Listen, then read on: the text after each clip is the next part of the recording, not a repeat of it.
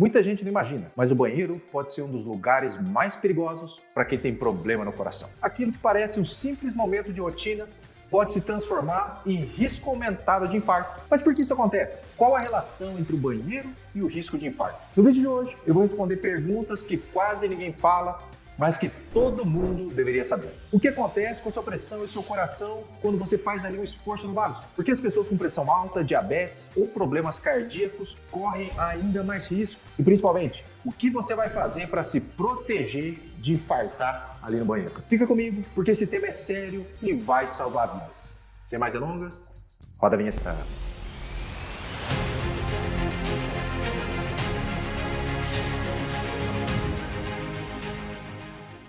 Olá, meus coração, tudo bem? Eu sou o Dr. Roberto Iano, cardiologista, médico aqui em Indaiatuba. Já está inscrito no canal? Se você não está, se inscreve, clica no sininho, porque os vídeos estão inéditos, cheios de assuntos que vão mudar a tua vida. Curte e no final compartilha para que mais pessoas vejam esse vídeo. Então, quando a gente vai no banheiro e prende o ar para fazer força, o corpo passa por uma sequência muito rápida de eventos. No começo do esforço, a pressão dentro do tórax e do abdômen aumenta, aí o sangue que está nas artérias ali é comprimido e a pressão arterial aumenta. Nesse instante, os batimentos cardíacos podem até cair por reflexo. Mas aí, se a pessoa continua forçando, o sangue então começa a ter dificuldade de voltar para o coração. O coração então começa a receber menos sangue, bombeia menos, a pressão começa a cair e os batimentos cardíacos aceleram para tentar compensar. Aí quando o ar é solto de repente, a pressão dentro do tórax despenca e a pressão arterial também cai por alguns segundos. Mas logo em seguida,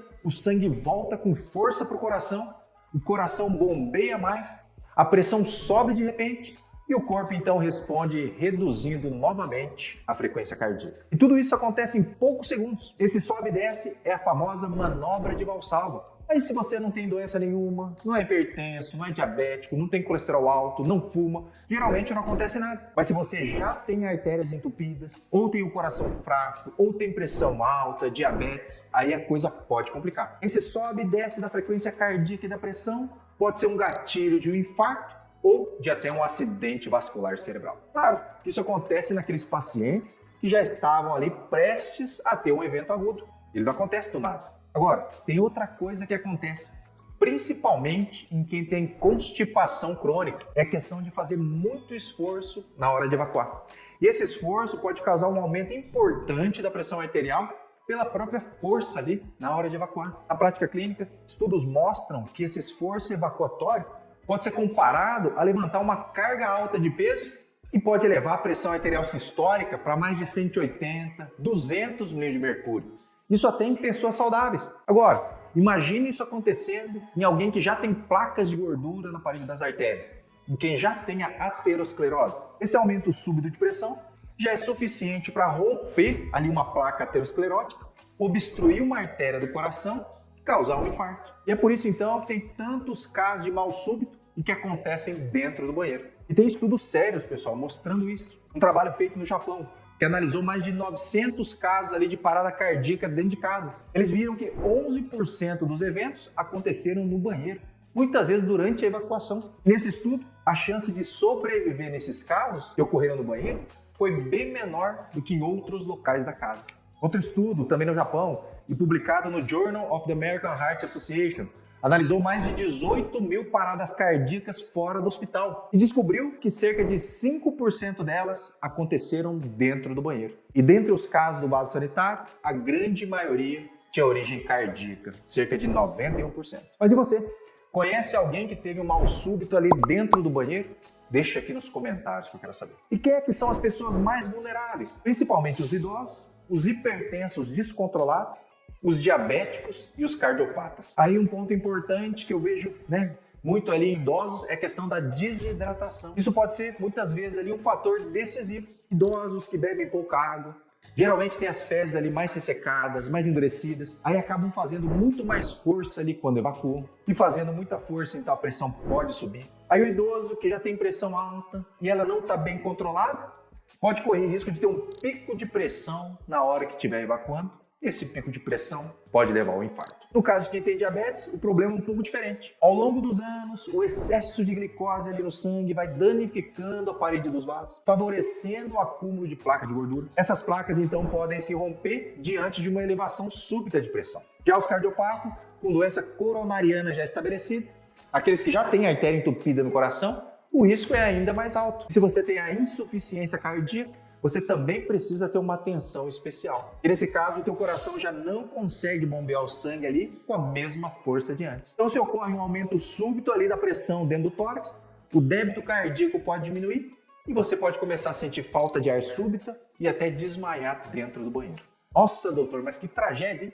Agora nem no banheiro eu posso ir mais em paz. Mas calma que agora é a minha parte boa do vídeo. O que fazer então para se proteger desse mal súbito dentro do banheiro? A primeira coisa é controlar muito bem a tua pressão arterial. Nada disso vai ocorrer se a tua pressão estiver boa, tiver 120/80 de mercúrio, o famoso 12/8. A gente sabe que esses eventos ocorrem na grande maioria das vezes em pessoas que já são cardiopatas, e que mantém a pressão descontrolada durante anos, durante décadas. Então, se você mede a tua pressão e ela está sempre ali de 140/90, resolve isso.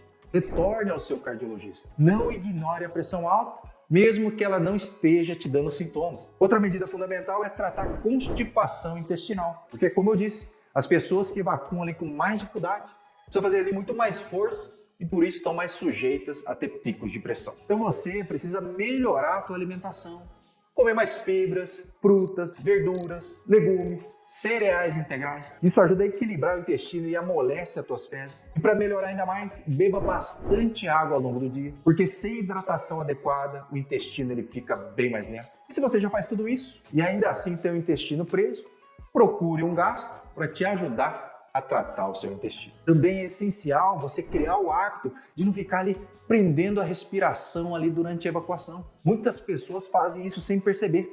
Seguram o ar, fazem essa força em excesso, intensificam a pressão dentro do tórax e potencializam então os riscos do que a gente falou antes. Outra atitude simples é se levantar do vaso ali de forma lenta e cuidadosa. Lembra que eu falei que depois do esforço pode acontecer uma queda brusca, súbita ali da pressão? Levantando com calma, você evita isso. Evita tonturas, desmaios. Isso acontece muito em idosos, né?